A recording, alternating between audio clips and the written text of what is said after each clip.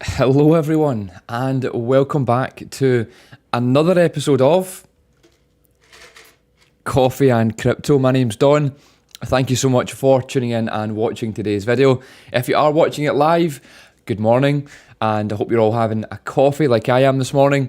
And if you're watching it back on the channel at whatever time in the day, again, thank you so much for tuning in and watching the video. Now, once again, as I always say, I've got a jam-packed, juicy episode for you with loads to cover, loads of news articles to get through, some important and some things that I didn't think I would see.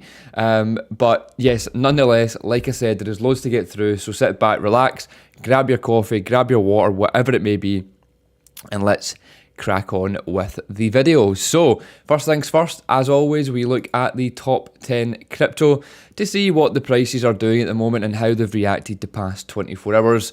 Now, at the moment, let me just scroll down here. So we've got Bitcoin currently sitting at 26,750, actually up 1.3% on the day.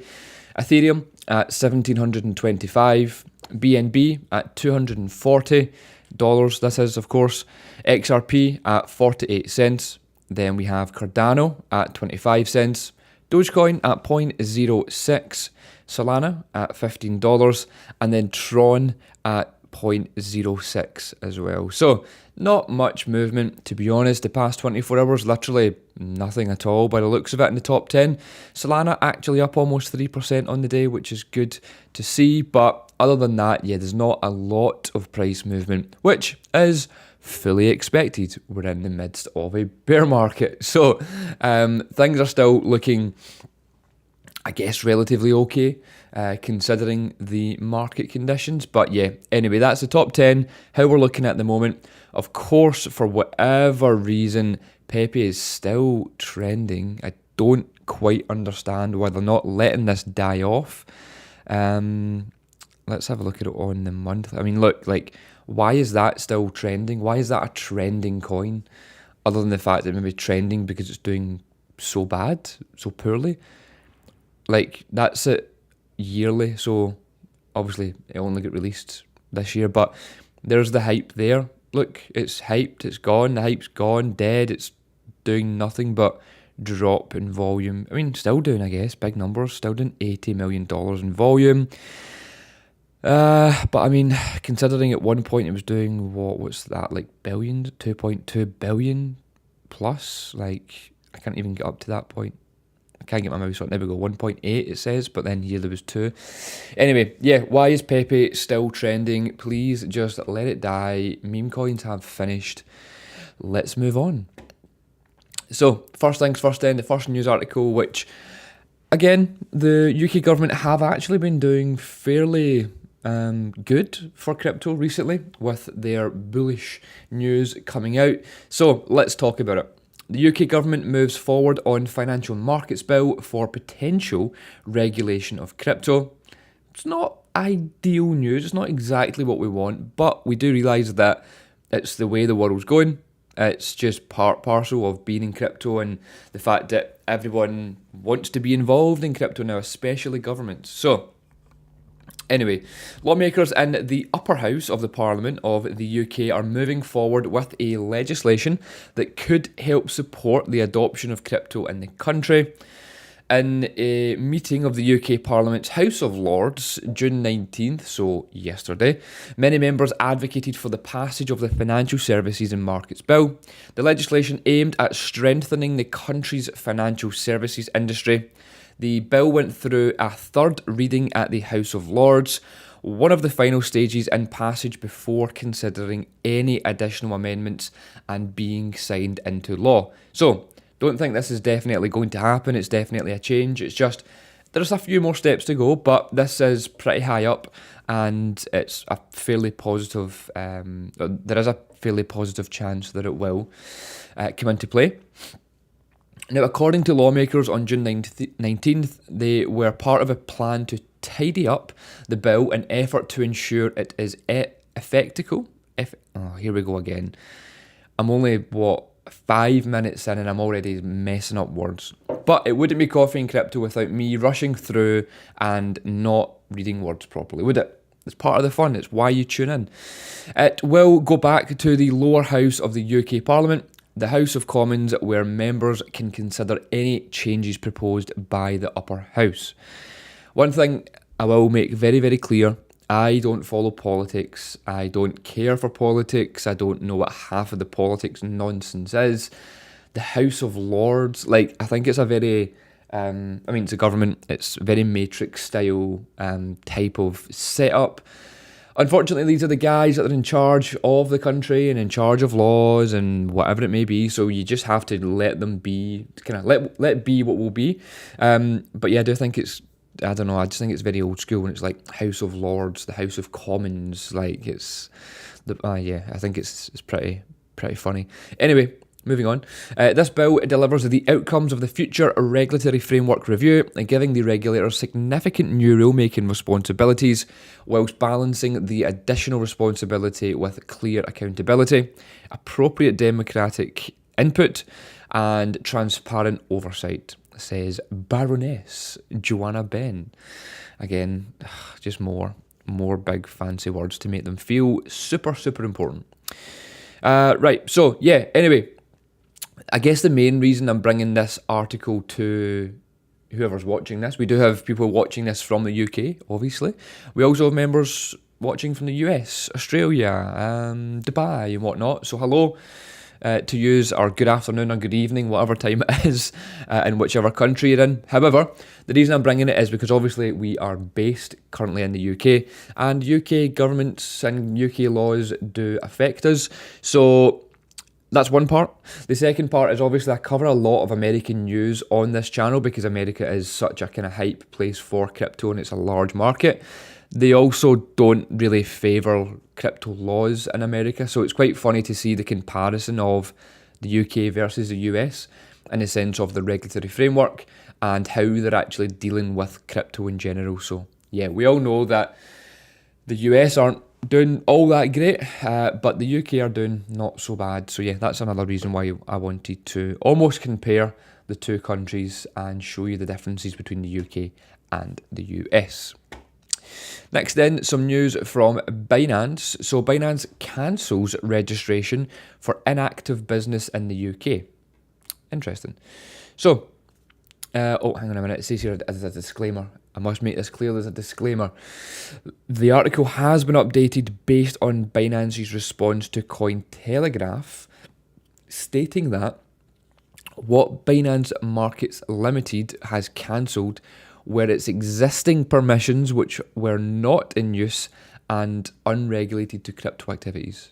So, doesn't really make sense because, I guess for you and I, Binance is a crypto platform, everything they do is crypto, but what they're kind of stating here in this disclaimer is that Binance, or BML, is like the big company that is Binance. So Binance US, Binance Markets Limited is Binance essentially. They're saying that they have cancelled existing permissions that were not in use and unrelated to crypto activities. So, interesting. Anyway, I like this as well. Troubled cryptocurrency exchange Binance. Troubled? Are they in trouble? Or is that a media spin? Anyway, troubled apparently, cryptocurrency exchange Binance continues to withdraw from major markets amid the ongoing pushback from global regulators. BML, so Binance's United Kingdom-based subsidiary, has officially cancelled registration with the FCA. BML held various FCA permissions for activities that it never carried out or offered in the UK. Someone from the Binance team had mentioned to Cointelegraph. And as these permissions were unlikely to be required in the future, Binance Markets Limited decided that it would be prudent. Oh, here we go again. Maybe I should just be confident more. It would be prudent to cancel them in line with the FCA's recommendations to keep these updated. So, without reading more of this article for you, I've read it, I'll break it down, it repeats itself numerous times, and it kind of gives a bit of, throws a bit of shade at Binance, which I'm not a fan of, so let's not continue the article. But the reason I wanted to show you it and read a bit of the disclaimer and read a little bit about this part here is first of all, the headline saying Binance cancels registration for inactive business in the UK. So I don't really think that Helen here has got this necessarily right. I mean, it's got... Apologies, my mic has just fell. Apologies for any headphone users. Let me just fix, now my screen's went all funny. Apologies for any headphone users. My microphone decided to jump off a cliff and land on my keyboard. Anyway, so Binance cancelled registration. I don't believe that she's really got this article very true. Don't get me wrong, it's got the clicks. That's kind of what these people are set out to do. They want to get the clicks. They want to bring attention to this article. But it just goes to show you that headlines of articles are not always what you should just base your crypto news from or education from, or take a lot of information just from news headlines, because quite clearly I've just shown you that headline is not actually what is involved or what Binance is actually doing. Binance are actually removing licenses of things that they were never planning to use, but they had it registered with the FCA anyway. But as they've kind of moved forward and thought, do you know what, it's unrelated to crypto, we don't need it in the UK, do you know what, we're going to just remove it and tidy up our what we've going on in the UK, which to me is completely fair enough, makes sense, business move, it's a smart move. But yeah, anyway, as I've just said, Helen here, the person who's wrote this article, it's typical kind of mainstream media. Look, don't get me wrong, I quite like Cointelegraph. As you'll see, I use them quite often, but I don't like news in general because I like to break the news down. That's why you, the viewer, come to this channel and watch Coffee and Crypto and watch me every morning, because I don't just read articles and get you hyped up and buy into all this rubbish. I read it for what it is, give my opinion, and try and kind of read between the lines. So anyway, I've read between the lines here, and I wanted to show you that, the news articles are at it again, looking for clicks. And Binance is obviously a hot topic at the moment, so this will get a lot of clicks. I wonder actually, can you see, I know there's some news people, I mean, I guess it's got 5 there we go. There's 5 reactions and it's all kind of, I wonder if that means, what are you talking about, Helen? But there used to be, I don't think it's Cointelegraph, but there was, can't remember who it was. There's a news page that I use and it shows you like the views it's had and stuff. So it's quite good to gauge the interaction. But yeah, anyway, nonsense, but I thought I'd clear it up for you in case you've read that and you were worried that Binance is troubled and it's in a bad place for the UK. Anyway, I don't think so, and I've just proved the point. Okay, quick sip of my iced caramel latte, and then we will move on. It's funny because I remember at one point I mentioned that don't drink Starbucks, it's overpriced, it's expensive, it's a waste of time, and just drink coffee from your own mug. Actually, I've got water in my coffee mug today. But ever since the hot weather, well, I guess there's no hot weather now, but when it started, I preferred having an iced coffee than a regular coffee. And then I think the sugar that must be in this it's just got me, basically, and I'm addicted to it again. So, moving swiftly on. So, apparently, 31% of young Aussies hold crypto despite being risk averse. So shout out to our Aussie fans and our Aussie viewers. I know there's maybe 7 of you, so thanks for tuning in. Maybe there's more, but based on the stats that I see, there's a small percentage of Australian viewers, so shout out to you. So apparently 31% hold crypto. So, despite seeing themselves as more risk averse than their older counterparts, nearly a third of all young Australian investors hold or have traded crypto over the last year. And in an Australian investor study from Australian Securities Exchange, which is the ASX, 46% of the next generation investors. The report's terminology for investors aged 18 to 24 described themselves as preferring stable returns. Come on, guys, get with the program. Yet 31% of them invested substantially in crypto. These guys get it. They ain't daft. They get it. They are the They are the next gen of investors, not these guys. 18 to 24 looking for stable returns. Come on, grow up. Get on crypto. But yeah, anyway, this isn't big news for us in the UK. It's not going to change the prices of your crypto coins. It's not going to do much for the projects that you're invested in. But I find it interesting, and I hope you do too, because it goes to show you that crypto's not a dying sport. People aren't daft. There's 31% of young Australians getting involved in crypto, even though they know it's risky. High risk, high reward. That's what it's all about. But yeah, anyway, the apparent financial conversion of younger investors is at odds with the level of investment in cryptocurrency, apparently. Researchers said that the reason that younger people invested in crypto boiled down to a desire to do things differently, I would agree here, from their parents, combined with the observation that many of the 1.2 million new investors who've taken up investing since 2020 are tech savvy and connected to social media. So, of course, social media did play and does play a massive part in the adoption of crypto and the younger audience being involved in crypto. We speak to many followers and many members of different ages, 18, 19 plus, but we've also got some 16-year-old people that reach out and say, am I too young to invest in crypto? I really want to invest in crypto. And it just goes to show you that from a young age, they are really getting on board. And then again, we also speak to people who are a little bit older than ourselves, maybe in their 40s or 50s it may be, and still not old as such in age, but older compared to our younger audience. And yeah, everyone wants to get involved in crypto. So it just goes to show you that crypto's not, it's probably a larger percentage that speak about it, or perhaps a younger audience because it's kind of like hype and stuff. But you'd be surprised, we speak to a lot of members and just followers in general who, like I said, are slightly older than us and have been in crypto for a long time and continue to kind of grow in their crypto holdings. They don't just go shouting about it like the younger audience do. They're more reserved, they have assets elsewhere, but they also have a large portion of crypto assets. Like I said, they like to keep hush-hush because you don't always have to tell everyone that you're involved in crypto. For us, it's beneficial. We have a business, we have a membership, we have a YouTube channel. We love to spread the word.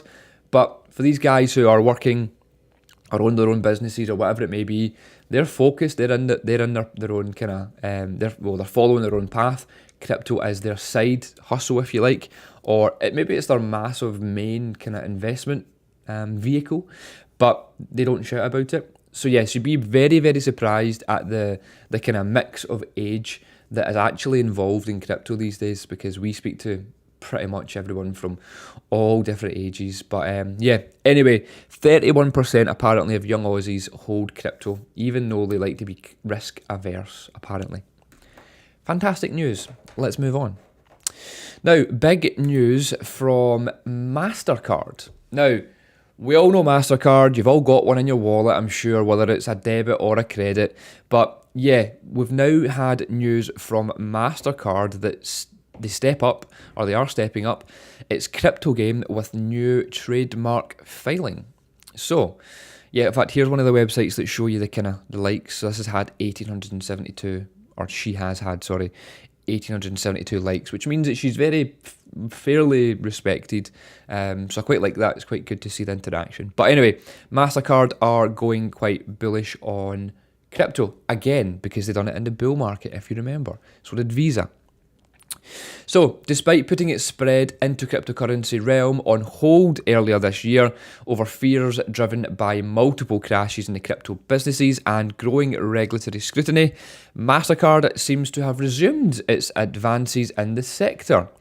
Welcome back, Mastercard.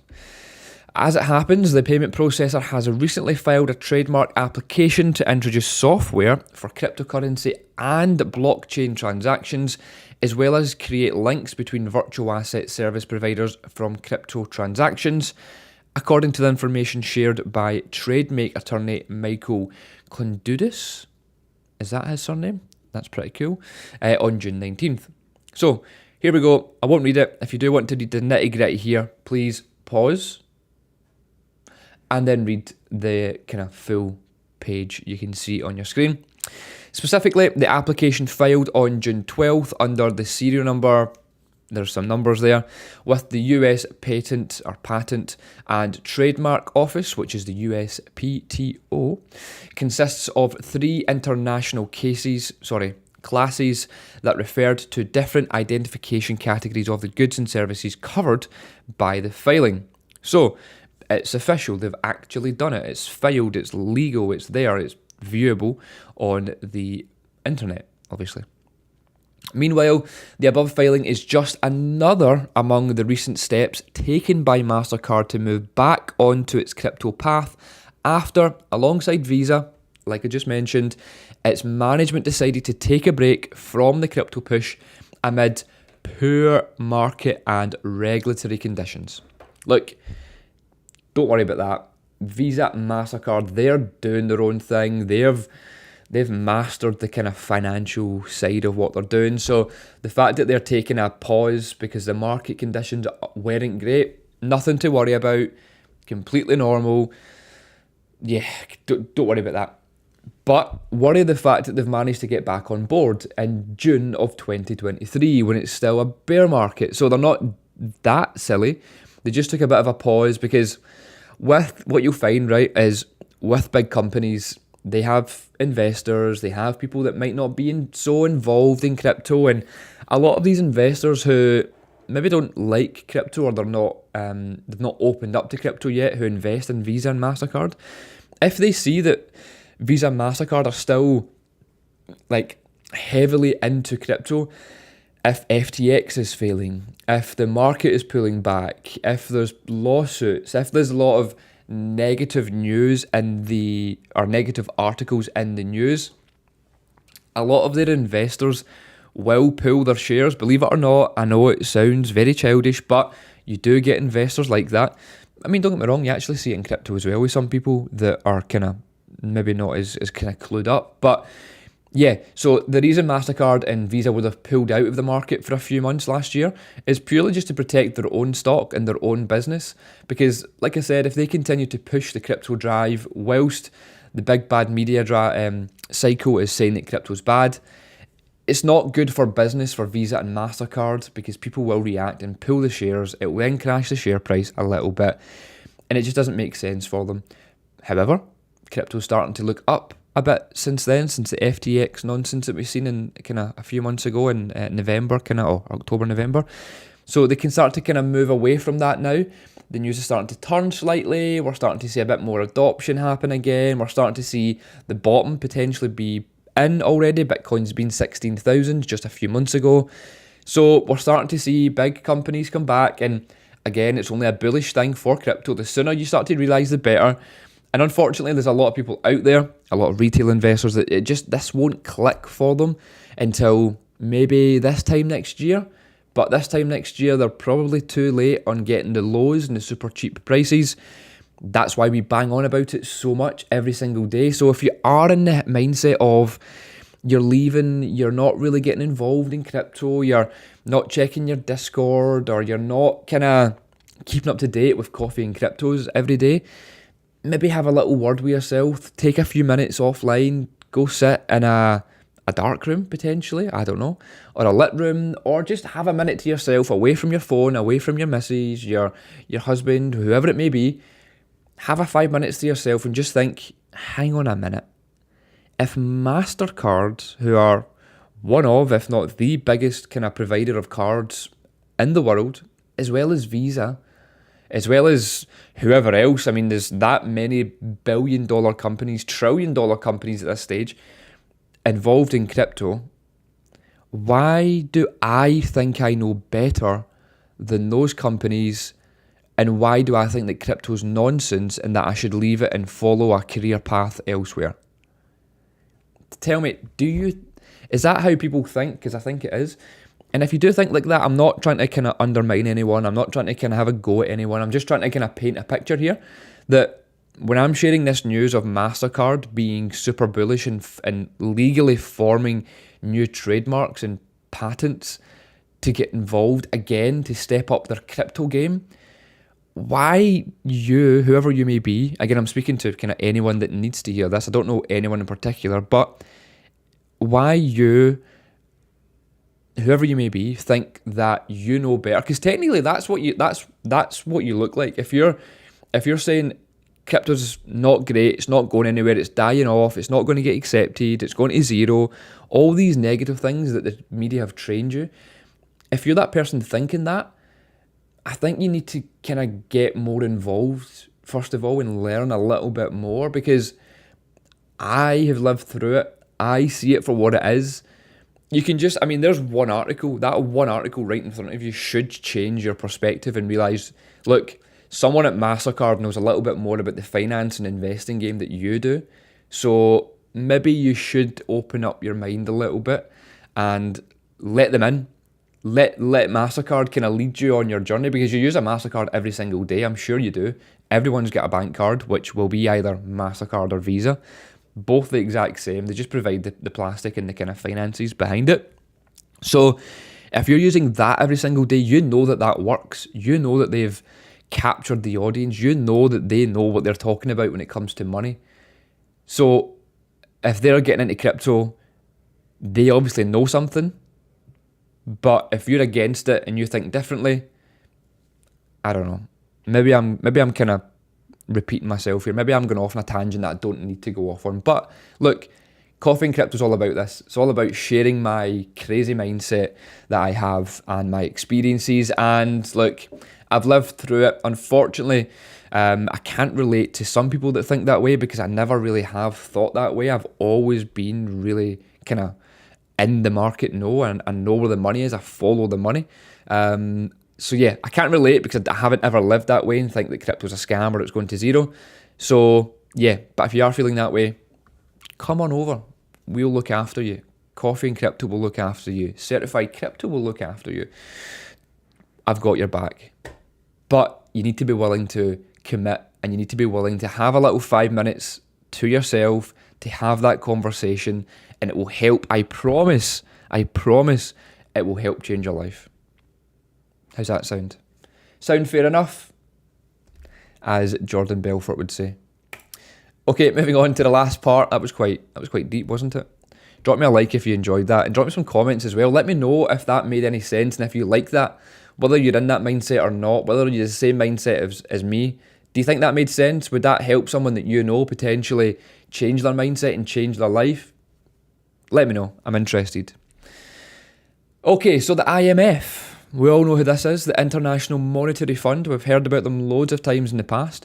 Well, they want to create a global CBDC platform to compete with the threat of crypto. Funny that. So, the IMF wants to create a global central bank digital currency system in an effort to connect countries and allow seamless cross-border transactions, apparently. The IMF managing director made the statement during a conference of the African central banks in Morocco on June 19th. She said the IMF has already begun developing a concept for a global CBDC platform. Again, this, as much as this is it's not a threat, but it's a threat, inverted commas. Is that what they're called? Inverted commas? A threat to crypto. It's also, again, looking between the lines, it's also a very, very, very bullish thing to see.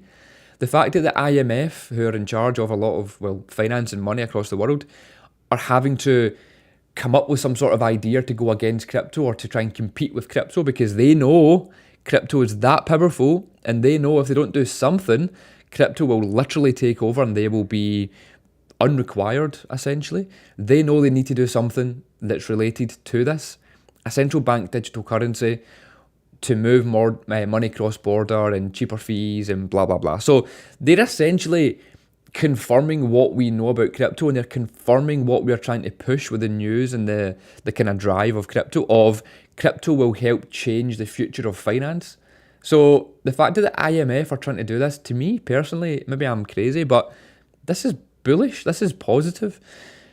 CBDCs aren't all that great, but we have said before they are coming, and Ripple are actually helping bring them, which that's why people don't like Ripple too much.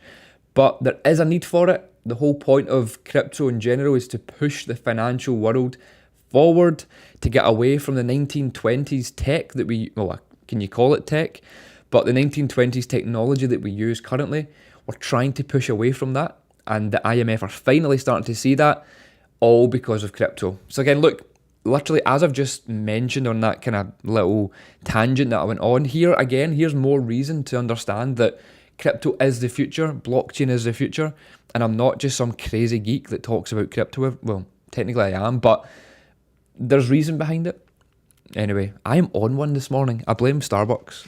I woke up this morning and I was super tired after a massive gym session yesterday. So I'm actually surprised that I'm in this much of a hype mood. Maybe it is a little bit of overtiredness, and I've been working a lot recently and drinking a lot of iced caramel lattes. So anyway, a domestic CBDC apparently is not enough for these guys, and the IMF has been extremely supportive of various CBDC projects being developed. Of course, they have by central banks across the globe, and believe central banks need to develop their own digital currencies to compete with the threat of crypto. So roughly 10 countries are close to crossing the finish line, I'll believe it when I see it, in launching a CBDC, while more than 100 countries are in various stages of development. I feel like they're going to kind of seem more like meme coins when they're first released, but look, we'll see what happens. However, these projects are primarily focused on creating digital versions of the national fiat currencies with interoperability mostly an afterthought. The few projects have cross-border payments brewed into their foundations and are limited to a handful of neighbouring countries. So actually they're not all that good. Plus, again, I've said this so many times to people who I guess are not against crypto, but they're like, well, not against crypto, but the kind of like against banks and the kind of future of banks and digital currencies and stuff. So this central bank digital currency, they're trying to create a digital version of the national currency, being that not a lot of cash gets used, it's only kind of banks and cards and stuff. Well, I mean, again, I've said this so many times, but money is already controlled digitally. Banks already control your money, your banks, your spending, everything. Have you ever had a large transaction reach your account and have your account blocked? Or you try to send a large transaction and it's blocked? You need to, for example, I think with one of my accounts, if I send more than £10,000 per day, it gets blocked, and I need to speak to the bank and confirm that it's me moving the money and why I'm moving the money, who I'm moving the money to, who is that person, what's their address, what's their name, and it's like, whoa, lads, hang on a minute here, that's my money. Remember, I've worked for that money. You're just custody and holding that money as a favour that I'm providing for you to use that money. So, and also, again, on the forefront, it looks like they're doing you a favour by security, blah, blah, blah. But if you're logging in Face ID, putting in codes, to authenticator or two-factor authenticator or a one-time passcode, is that not quite a lot of security anyway? Like, why do they then need to further block your payments, further hold your money, further speak to you, further confirm, lift your amount for 24 hours? Like, what? Like, come on. So already, again, people don't think that way, but already you're controlled, and you've been controlled for years. Banks have always been the same. They're probably worse now than ever. Again, you've probably potentially had an account shut down recently because of crypto, but they won't tell you that. They'll just tell you they're doing an investigation, but they'll close your account down, and they don't need to give you any reason. They're just closing your account down. They're holding your funds for whatever reason. You then can't make your mortgage payment, your car payment, your whatever payment. You then get into trouble from the mortgage provider. Your credit score then gets affected because you're missing payments. Blah, blah, blah, blah, blah. Who's at fault? It's not you. You're just trying to move money. You had the money there. You've got thousands of pounds in the bank. Who's at fault? Ah, that's right. It's the banks. So, look, when people come to me and say, CBDCs, we don't need them, it's nonsense, we're moving to a world of control. Look, you're already controlled. Just realise that. You're controlled by social media. You're controlled by your bank. You're controlled by your finances. You're controlled so much. But it's set out in a way in the UK that it's just normalised. That's just normal. It's security. It's anti-money laundering. It's this, it's that. But you mentioned crypto, and crypto's the bad guy. Crypto's the bad guy that's trying to help you move money cross-border for pennies, super quick, no middleman. You can do it yourself. There's no limits. Basically money for the people, but crypto's the bad guy. Crypto's tarnished. Crypto's used for money laundering. It's used for cartels. It's used for this. It's used for that. But when you compare it to how our current systems work, who's the controlling one? Who's the bad guy? Look, I've got 7 or 8 probably plus years of finance background. I'm not just kind of picking this out from anywhere. I've been there, seen it from both angles. Been in crypto for 6 years, so I've seen it all. And look, basically what I'm trying to say here, right? Again, this is a little bit of a kind of what you get with coffee and crypto. It's more than just a daily news. It's a bit of a kind of mindset and kind of my ADHD brain just spewing loads on you. But hopefully he's listening, you understand it, you don't think I'm that crazy. But the experiences that I've seen, the things that I've seen, and the way that these articles are read, and the way that some people are unfortunately programmed to think, isn't necessarily how it should be done, but it works, and it's favourable for the CBDCs, it's favourable for the governments, it's favourable for the banks. Pay off your mortgage, become blah, blah, blah, blah, blah, debt-free. It's all a scam. Anyway, wow, this coffee has hit, I tell you that. So anyway, CBDCs, they're coming. We know they're coming. We're controlled already. It's fine. This isn't a tinfoil hat moment. It's a factual kind of moment that everyone needs to hear. But the IMF want to bring a global CBDC platform because of the threat of crypto. I see that as bullish news. Don't know about you. It's bullish to me. I'm going to end it there before I go off. And this coffee and crypto is 2 hours long. I hope you enjoyed some of what I've said today. Again, the past 20 minutes has been a bit of a rant, bit of a deep kind of mindset thinking. But look, someone please share this with someone that needs to hear it. Maybe you need to hear it. Maybe you're involved in crypto, but you just need that extra little push. Make sure that you're watching all of today's video. I know it's almost 40 minutes long, and if you have made it this far, thank you, I respect you, and well done. But anyway, if you want, clip this video, you can share it on YouTube with a certain time in the video. So even clip the last 20 minutes and send it to someone who needs to hear it. I'm going to finish up there for today's coffee and crypto. I've got loads to do more for the members and for the upcoming course that we have next week. So the work does not stop. I've got another full day ahead and full evening ahead. So maybe another coffee. In fact, maybe not actually, based on how I've went and how much buzz I've had this morning. Maybe no more coffees for me today. But anyway, thank you so much for watching today's video. Please like it if you did enjoy it. Drop me a comment. Let's get chatty in the comments. Share it with someone who needs to see it. Of course, subscribe to the channel if you're not, for whatever reason.